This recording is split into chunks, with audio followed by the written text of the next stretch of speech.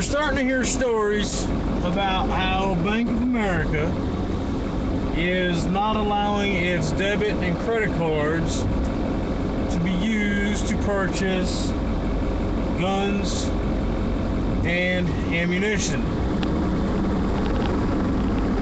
Well, I'd have to say that that is a really good reason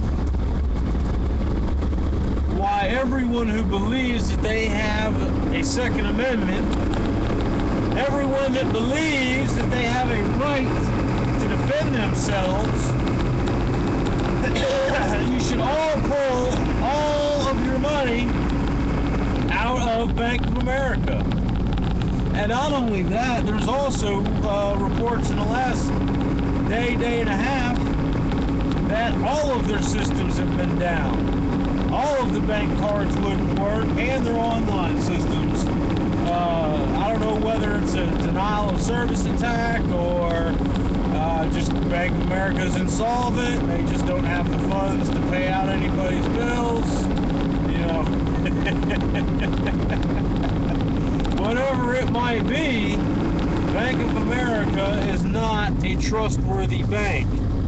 They were part of manipulating LIBOR. They are part of the banks that are, fraudulently foreclosing on people. Now they've frozen accounts of gun manufacturers who are using their banking services. Get out of them. They're done. We empower these banks with our deposits. If we pull out all of our deposits, they go bankrupt. They're done. They'll have to get another bailout from the Fed. We should force them into that position. We should force them into having to go to the FDIC and say, hey, we need billions of dollars. Oh, wait, you don't have it. That's why the Consumer Protection Bureau, what is it called? The Consumer Financial Protection Bureau was set up. Was to deal with entities that were $50 billion or larger. That's because the SEC, the CFTC, all them guys, they're all designed to just go after the little guy. The one or two man little firms that, may not cross their I's or dot their T's, or, they may be engaged in fraud. Most of them are. And they go after them. They don't go after JP Morgan silver manipulation, or they don't go after people that are doing the LIBOR.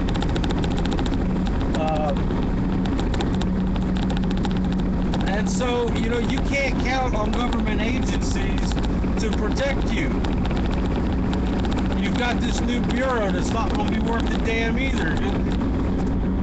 It's it's just trading off responsibility to one person to another.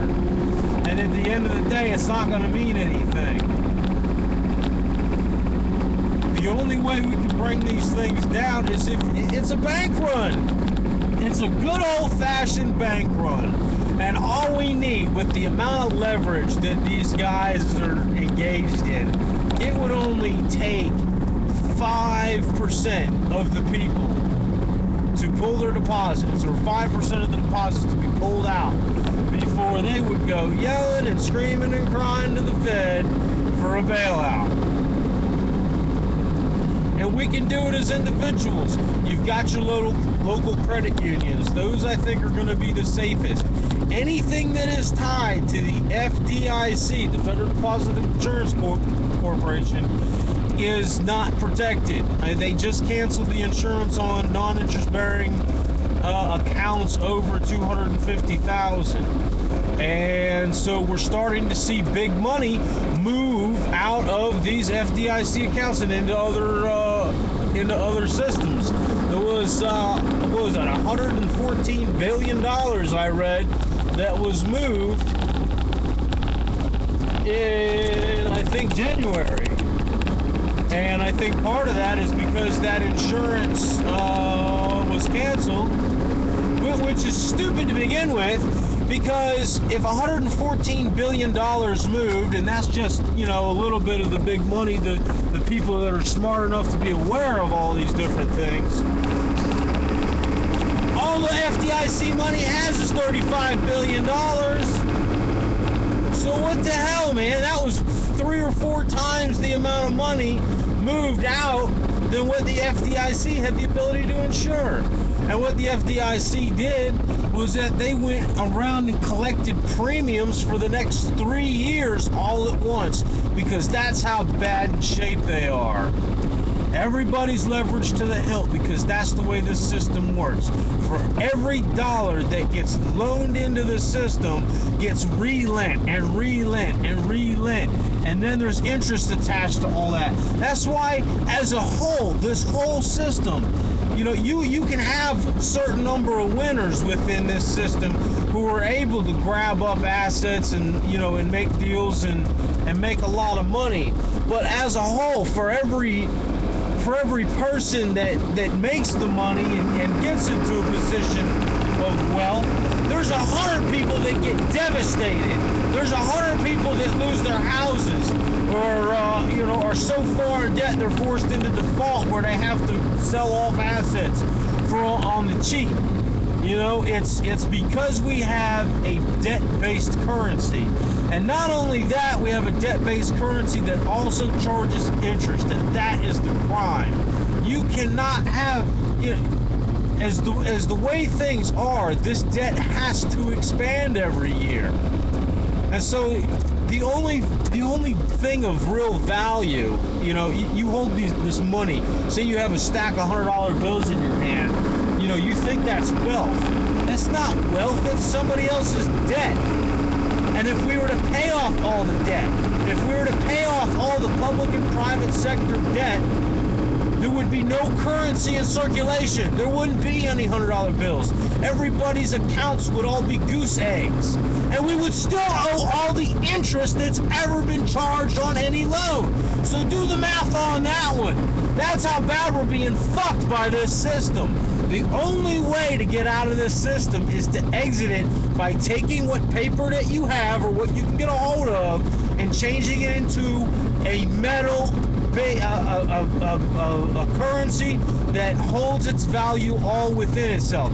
You look at an ounce of silver.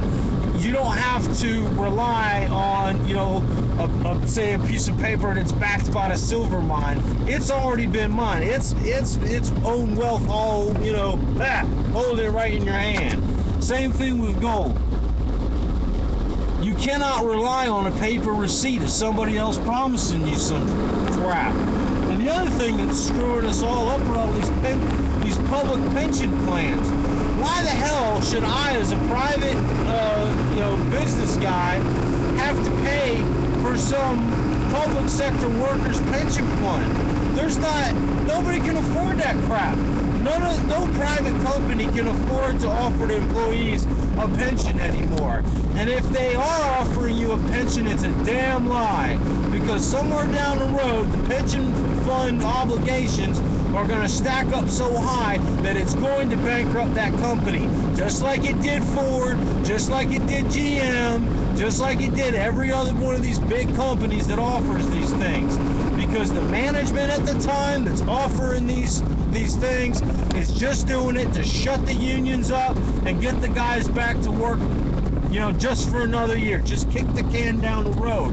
The only difference is when it comes to public pension funds, they're backed by taxpayers, which means these local municipalities and these states that are offering these pension funds are backing it with the fact that they're going to rape everybody in the municipality and they're going to rape everybody in the state that they can with higher and higher taxes in order to pay some asshole his pension. That's the crap.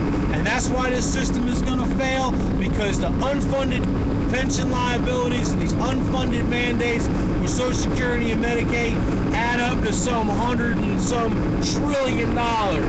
It's like 10 or 12, it's like 100 times, or what is it? No, 10 or 12 times GDP is what the unfunded liabilities are. 120 trillion or some crazy shit. That's ridiculous. And what is that? We don't have that much currency in circulation. No. What that is it's a promise to print. It's a promise to the Federal Reserve, and it's a promise of the Federal Reserve to print that much more money, to devalue the dollar that much more. And that's what you got to look at, whether you decide, do I stay in the stock market? Do I go get into bonds? Do I do this? Do I do that? What do I do with what little money I have? Take it and put it into something that's tangible, that's real, that companies have to have in order to make computer screens and make their computer chips and to do their electronics works, and it's growing fields and medical instruments, because of its antibacterial properties. Man, silver is the place to be, and you can hold it. And you can hold it and you can own it, and it's portable, which means if you got to take off, it goes with you.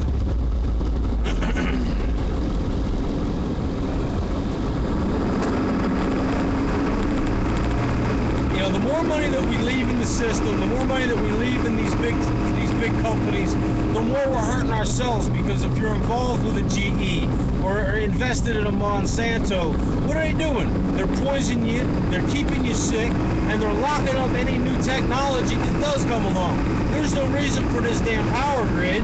Everybody could be producing their own electricity at home with, free energy technology, or wind and solar. If it was made cheap, if the newer stuff was allowed to come online, but it's not, because that big company is dependent on the products that they already own. Is dependent on the power grid, the electricity grid, the way it's already is set up, the coal and the oil and all that crap. The only thing backing this dollar is the military, because if any other country goes around and says that we're not going to use the dollar, we go and bomb them. We did it to Gaddafi, we did it to Saddam, and my fear is that we are so arrogant, we are so stupid, that when China goes and backs the renminbi with gold, that we will do it to China, and that will be the end of us. Or our leaders are working with them, and just we're being sold out. This national parks and oil drilling rights are all being given to China, because they don't want paper back, they want equity. So think about that the next time you go and vote. If your legislatures aren't willing to end the Fed and start a new monetary system, then they are traitors and they're part of the problem.